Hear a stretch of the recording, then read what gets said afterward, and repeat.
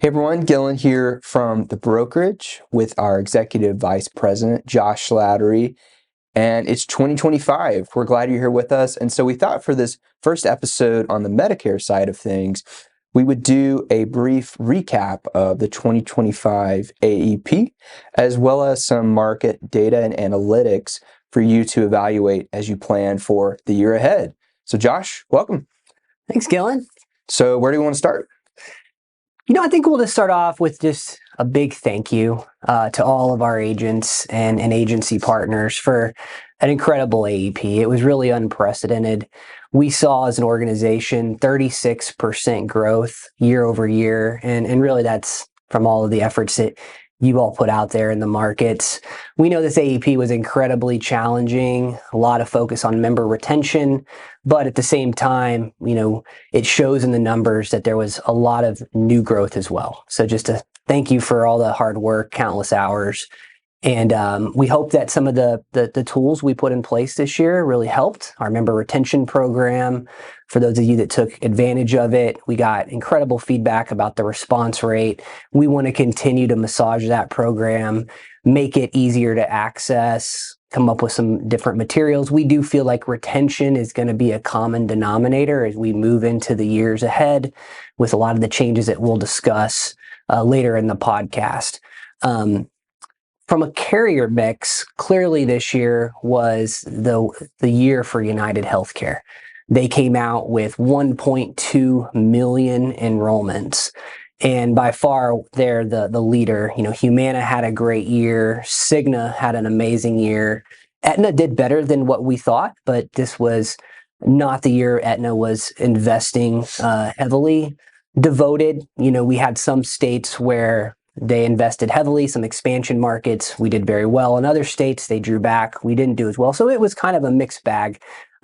Some carriers, we were way over year, and some, slightly under, but it all played out to, that 36% increase. When we look at UnitedHealthcare specifically, and I was recently in Minneapolis, they broke down some pretty interesting figures that I wanted to share. But one was that 51% of their business came from the field this year.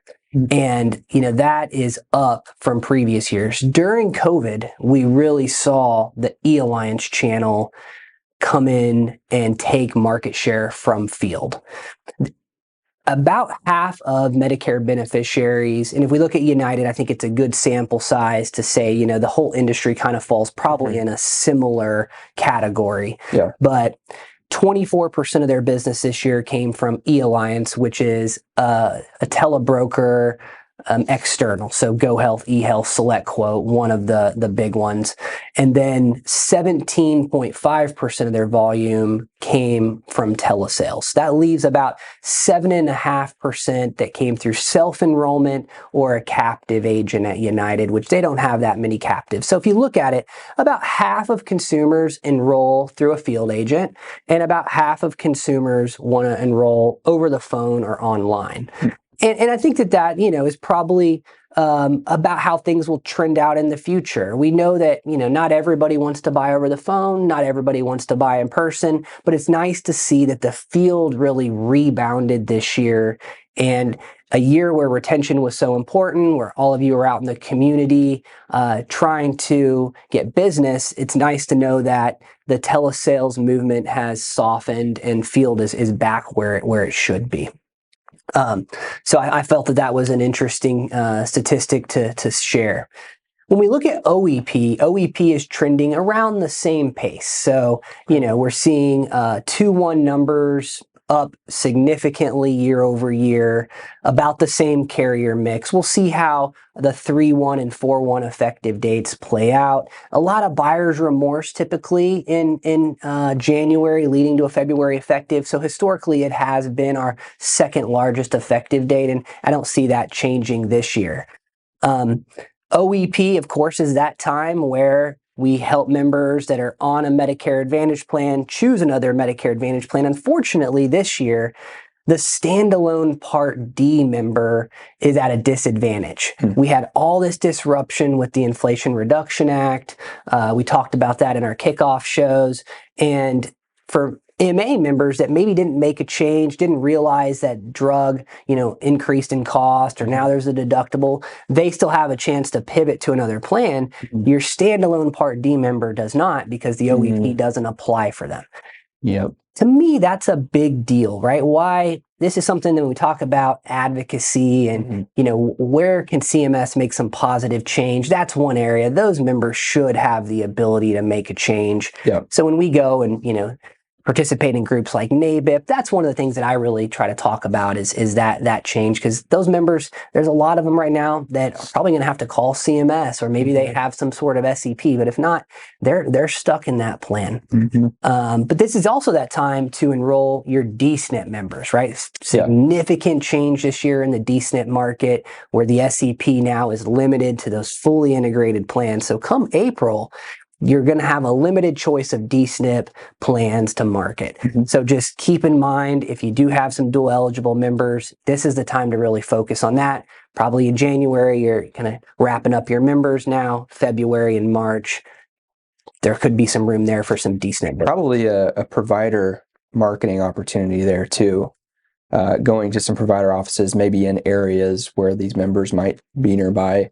Maybe folks that are on even original, and they don't even know they're eligible for some of this. And that's a great point, because providers don't know, they don't keep up with this kind of stuff. They may not even realize it. So that's a way for an agent to go into a provider office and add value, educate them on this limited SEP.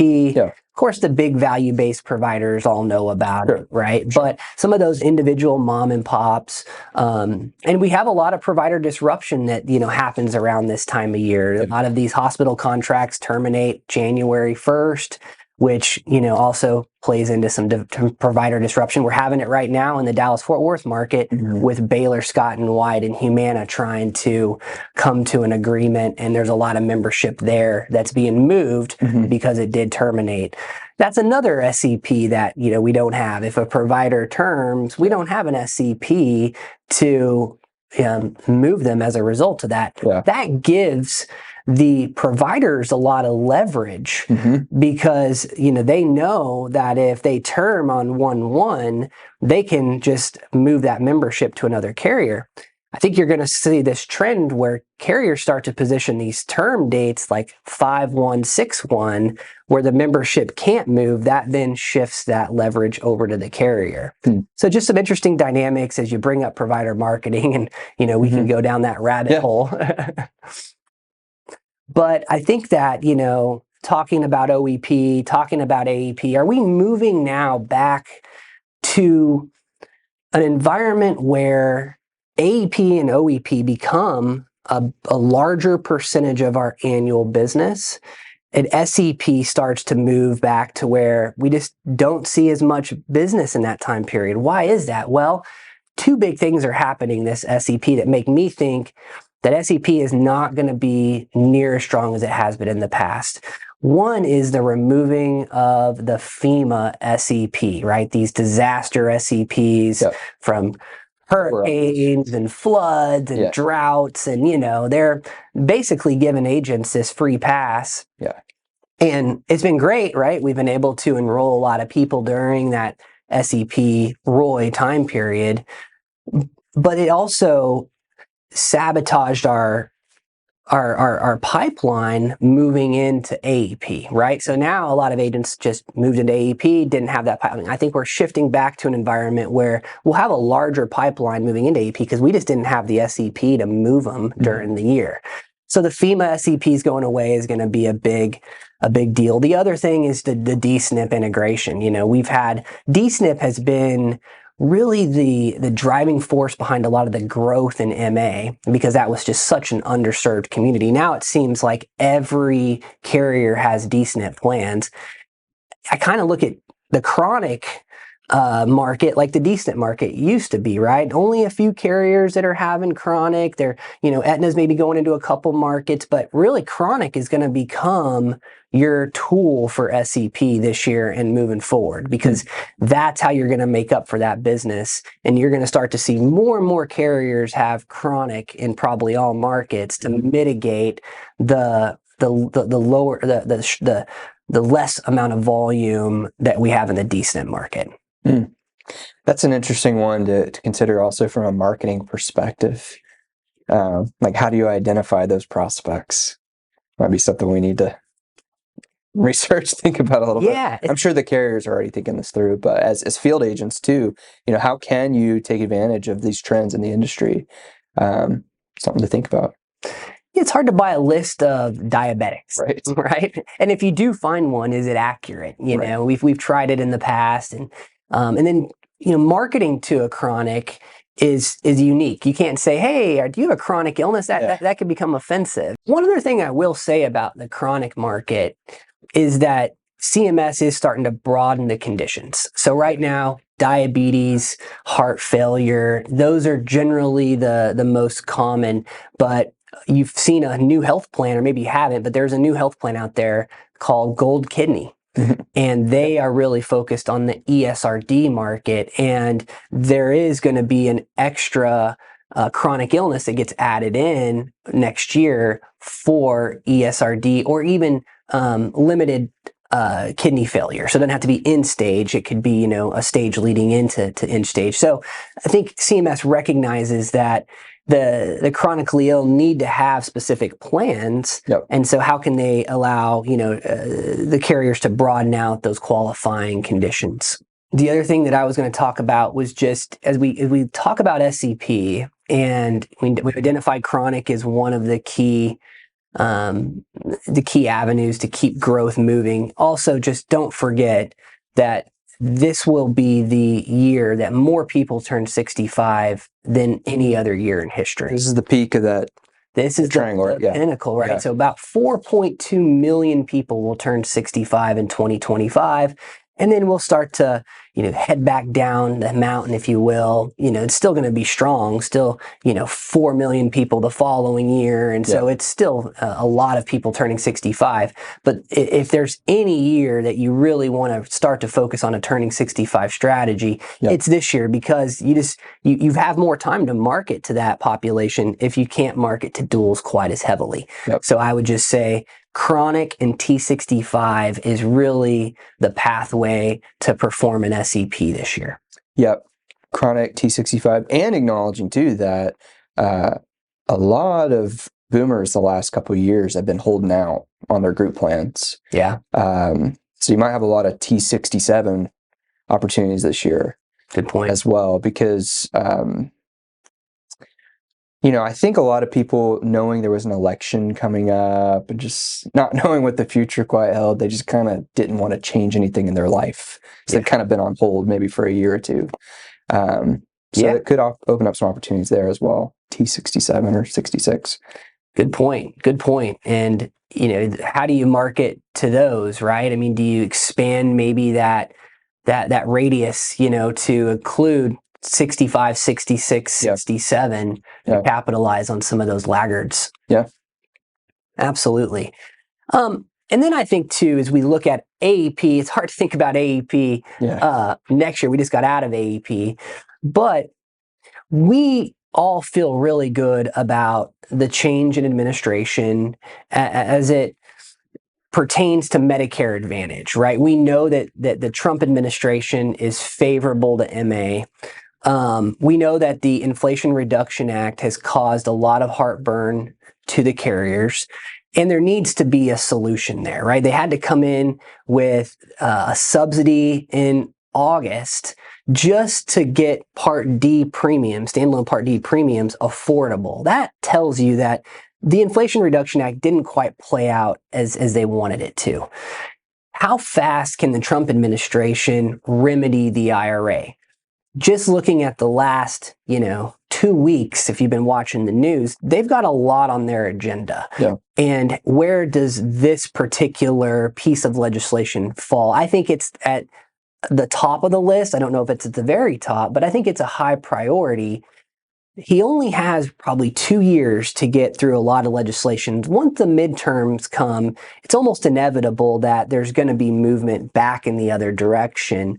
And so I think he knows that doesn't have a lot of time. So even if he wants to put a bill in place, in the next 2 weeks, let's say, it won't get passed in time to impact benefit planning for this coming AEP, right? For 2026 AEP. So we know that this AEP will likely be similar to last AEP, a lot of focus on retention. We're already getting questions from carriers about, all right, well, if we cut dental, would we cut the allowance, or would we kind of go under the hood and cut the amount of fillings, they can have, or, the co-insurance towards a major service, right? Do we cut out, dentures and implants? So they're really looking at where can they make smart cuts to still remain competitive. So I think that prepare for a disruptive AEP again. I don't think we'll have as bad of a time with these non-commissionable plans midstream. I do think that CMS is going to put some guardrails in place with suppressions and non-commissionable plans. It just isn't favorable for the consumer or the us as brokers to market plans that then all of a sudden become non-commissionable. Yep. So I think that the PPO business, we saw that was the most pressured. That's where the most non-commissionable plans fell. So could we see those be either sunsetted completely, the ones that went non-commissionable? I think there's a high likelihood of that, or at least see some pullbacks on those benefits. Also, the carriers that didn't make significant change this year. We've seen a couple of examples of sort of this irresponsible benefit planning to buy up market share. Those products that didn't have drug deductibles or didn't really see a decrease in MOOP and out-of-pocket expenses, you can expect that those plans are going to have to make even more significant change this year.